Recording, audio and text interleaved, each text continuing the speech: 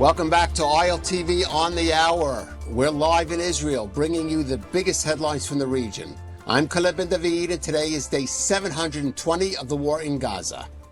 Prime Minister Benjamin Netanyahu arrived in New York City this morning to begin a possibly historic trip to the U.S. Tomorrow, he will take the podium at the United Nations to address the General Assembly, presenting Israel's case against the recent declarations recognizing a Palestinian state that were announced by several nations, including France, Canada, Australia, and the United Kingdom. This will be followed Monday by a crucial meeting at the White House with President Trump, who is expected to present Netanyahu with a plan to end the war in Gaza, a plan presented yesterday at the UN to the leaders of 8 Arab and Muslim countries. Here's what the Prime Minister had to say before boarding his flight overnight to the U.S. בעצרת האו"ם אני אומר את האמת שלנו, אזרחי ישראל, האמת של חיילי צה"ל, של המדינה שלנו.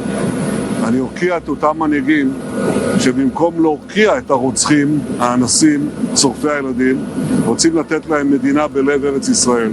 זה לא יקרה. בוושינגטון אני אפגש בפעם הרביעית, יותר מכל מנהיג אחר, עם הנשיא טראמפ, אדון איתו על ההזדמנויות הגדולות שהניצחונות שלנו הביאו, וגם על הצורך שלנו להשלים את מטרות המלחמה. זאת אומרת, להחזיר את כל חטופינו, להכריע את החמאס, ולהרחיב את מעגל השלום שמזדמן לנו בעקבות הניצחון ההיסטורי בעם תל אביב וניצחונות אחרים שהשגנו. While details of the 21-point Trump plan for Gaza have not been made public, reports indicate it envisions a release of all 48 Israeli hostages during a ceasefire period that will also see a gradual withdrawal of IDF troops from Gaza, the disarming of Hamas, and the establishment of a multinational Arab-Muslim force to ensure security within Gaza. Meanwhile, protesters at Ben Gurion Airport, as Netanyahu departed, urged the Prime Minister to accept a deal that would end the war now and bring the hostages home. We came here to tell the world and the Prime Minister we want to end the war. We want to release the hostages and to finish whatever we're doing in Gaza. The Israeli government does not represent the Israeli people. The vast majority of Israelis want to end the war and release the hostages. Meanwhile, Israeli troops continue to advance in Gaza City, but the IDF suffered another casualty. Staff Sergeant Shelachu Shimon Damalash was shot dead by a sniper while manning a guard post. The 21-year-old Beersheba resident is the second fatality to fall in Gaza City during the IDF offensive there, following the death of Major Shachar Buzaglo. And this brings the total number of people killed during combat operations in the Gaza Strip since October 7th to 471. Elsewhere in Gaza City, IDF troops eliminated a terrorist in close-quarters combat and destroyed a compound containing rocket launchers, guns, ammunition, body armor, and stolen IDF uniforms. During a visit to Gaza City, Chief of Staff Eyal Zamir said the IDF, quote, is operating in the Gaza Strip with significant forces, attacking with power and precision. And the one responsible for the suffering of Gaza's population is Hamas. In other security news, the IDF is continuing its probe in how a drone launched yesterday by the Houthis in Yemen managed to evade air defense systems and strike a crowded shopping area in Eilat, wounding over 20 people, including one man who is still in serious condition. An initial investigation shows that the low-flying UAV was detected late as it approached the Red Sea resort, and 2 Iron Dome interceptors failed to take it down. Eilat Mayor Eli Lankri said today the IDF is considering whether to deploy the new Iron Beam laser-based air defense system to a city to defend against further such attacks. Well, just last week, the IDF said the Iron Beam has successfully passed all its tests and would be deployed operationally later this year. The Italian government is now calling for the organizers of an international flotilla aiming to bring aid to Gaza to hand over its supplies to the Catholic Church for distribution to the Palestinian population there. At the same time, Italy is sending a second naval vessel to accompany the some 50 boats making their way across the Mediterranean after the organizers of the flotilla claimed that it was harassed for a second time by unidentified exploding drones. Italian Prime Minister Giorgia Meloni, speaking at the UN, urged the flotilla to deliver its aid to Catholic authorities in Cyprus, who would then hand it over to the Latin Patriarchate of Jerusalem for distribution in Gaza. Meloni said Italy would also investigate the alleged attacks on the flotilla, but she also called the effort, quote, gratuitous, dangerous, and irresponsible. Well, for more on today's diplomatic news, we are joined by Ambassador Dror Eydar. He is the former Israeli ambassador to Italy. Ambassador Eydar, thank you for joining us on ILTV. Hello, Caleb. Well, I want to start with Prime Minister Netanyahu. He is sort of really, Daniel, going into the lion's den tomorrow, taking the podium at the UN General Assembly. Obviously, I think first on his mind is going to be countering these declarations of Palestinian statehood by various countries. What do you think his main message is going to be? What should his main message be there at the UN? So, first of all, about the justification of the war. I think that he will say that this war is not only the war of Israel. It is the war of the whole free world. And Israel is doing, as the German used to say, the dirty war for the whole world. So this is one issue. The other, of course, is the humanitarian, let's say, the attack on Israel about the humanitarian situation there, all this fake propaganda. I think that the Prime Minister will speak about it and will attack from his side, or will explain it. Another issue, of course, is the declaration of the Palestinian, so-called Palestinian state. Historically, it's a joke because it is not the first time that the countries of the world recognize a Palestinian state which is not does not exist. So if we speak about the UK, for example, so this is the kind of let's say 100 years of politics. Every time that there is a conflict and the Jews are being killed, the English came and said, okay, let's divide the country.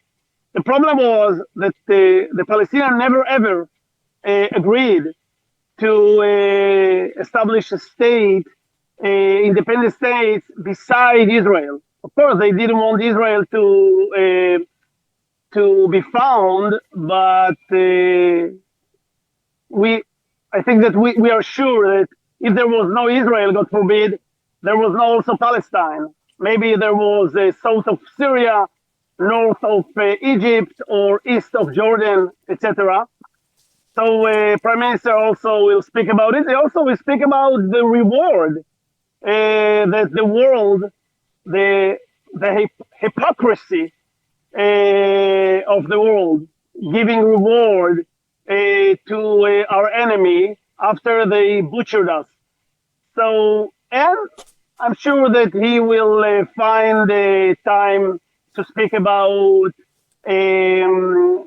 the Israeli economy that is strong, and maybe even now invite people to invest in Israel as he always does.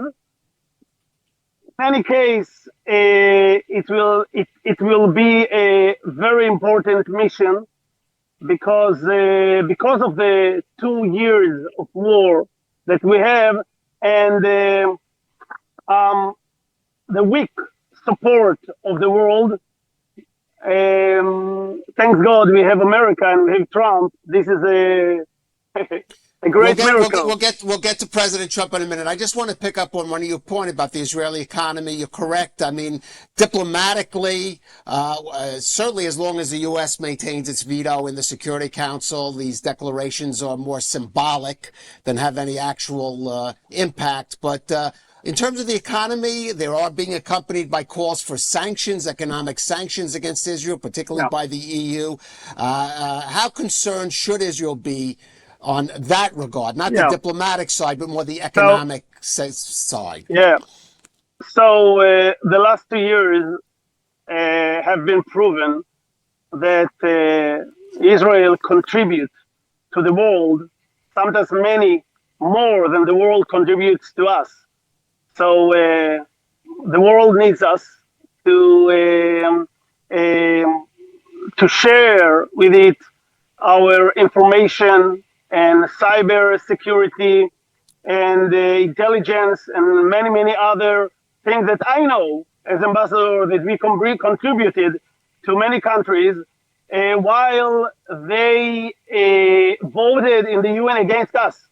So I think that Israel should change its policy. If you think that you can put sanctions upon Israel, so it will be reciprocal, because Israel also can stop the flow of information that protects the citizen of Europe, citizen of many countries that I know that we help protect them. So I think that we should speak also about it to change the approach. You know, the beginning of our foundation as a state, we thanked everyone that was willing to connect, to establish some diplomatic relationship with us. No more. If we fight for our life, our existence, and some reckless leaders of the world wants to push us to establish a Islamic caliphate on the mountain region, a few miles from our more dense population areas and our international airport after October 7th. So, you know, I think that this is, they cross the red line from our point of view, especially historically. Right. Well, I want to go on. You mentioned President Trump. I think you'll agree that that visit by the Prime Minister to the White House is much more significant than his appearance at the UN. We don't know the details of the so-called new Trump plan to end the war in Gaza. We've heard some principles, though, freeing of all the hostages during a withdrawal of IDF forces from Gaza, the establishment of a multinational Arab and Muslim force that would operate inside Gaza, and, of course, disarming of Hamas and some new governance there that would not include Hamas. We don't really have the details yet, but based on just what's out there, is this a plan that the Prime Minister can respond positively to if presented by President Trump? Well, I suggest everyone to be patient, because I remember every time before Prime Minister Netanyahu went to Washington, or I remember also when President Trump went to the Gulf states, and there were lots of rumors that he left Israel, or he wants to push Israel to do some steps that would harm it, and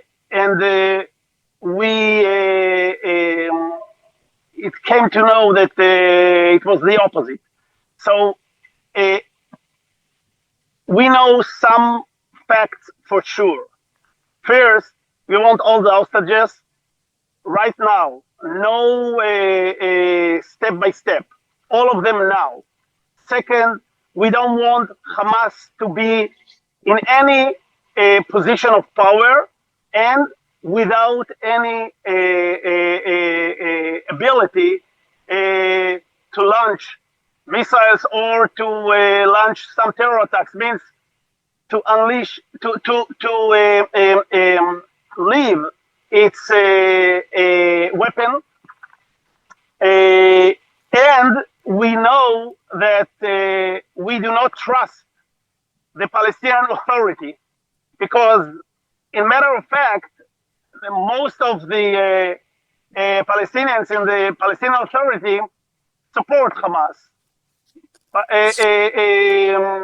Abu Mazen, Abbas, said some nice words to the world, but in a matter of fact, they did not condemn, they did not protest against Hamas. And we know that if there were elections now, Hamas would win. So we have to take all these into consideration. And also in other things, apropos Palestinian state, we just found 2 cases in the last, I think, last month of a factory of missile in Samaria, in Ramallah, in those places that Macron and Sturmer and others want to give to the Palestinian as an independent state.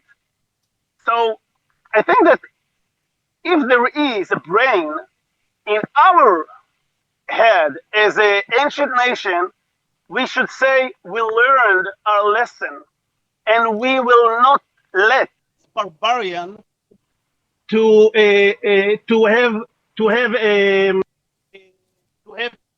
independent entity where it will be, as we said, Gaza on steroid. Right. So I think that this will be in the main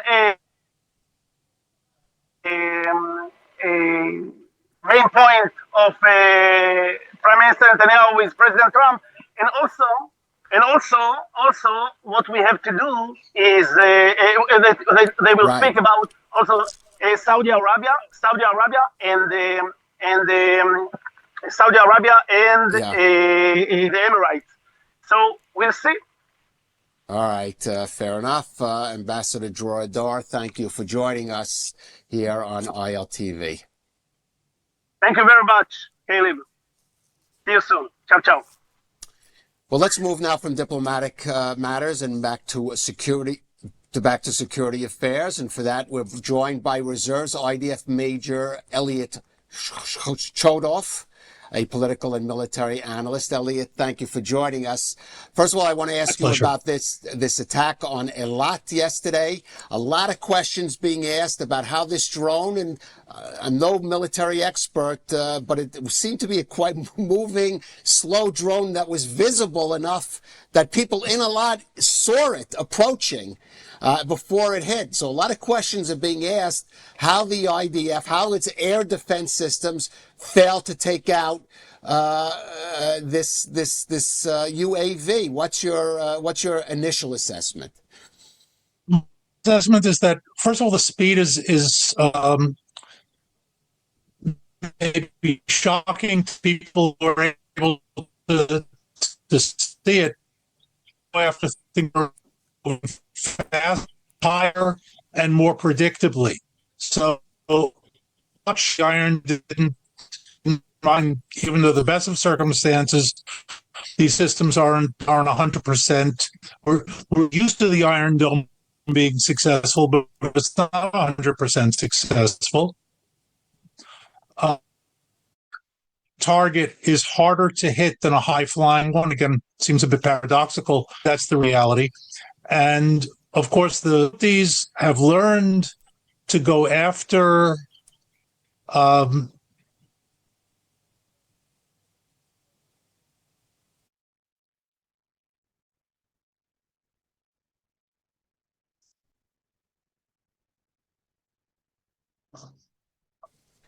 can hear you now. All right, I'm sorry, we're having some audio issues. Elliot, is it okay now? Can you hear me now? All right, we are having some audio issues there. I can hear you now, yes. All right, but we're going to stay with us, Elliot. We are going to go. Here is a brief word from one of our sponsors, and we'll come back to you after that. On Rosh Hashanah, every bite of apple and honey holds a quiet prayer. May this year be better. May it be sweeter. But the blessing of sweetness stands on the edge of disappearing. Bee populations are collapsing from habitat loss and disease, taking with them something more than honey, a promise to future generations. Technion researchers are harnessing the power of science, racing to save our world's tiniest heroes before it's too late. They're creating AI-powered hives that protect and heal, and robotic bees that lend a helping wing. L'Dor V'Dor, from generation to generation, means caring for every link in the chain, keeping the sweetness of this holiday alive. Because tradition isn't just about the past, it's about the future we have the courage to create.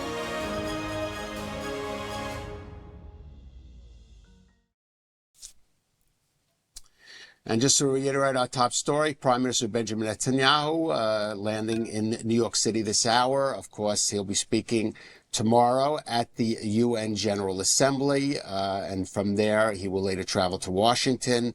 Expected Monday meeting with U.S. President Trump in the White House, where President Trump is set to present the details of his plan to end the war in Gaza. And that is a wrap for this edition of ILTV on the Hour, of course, broadcasting live from Israel and the heart of the Middle East.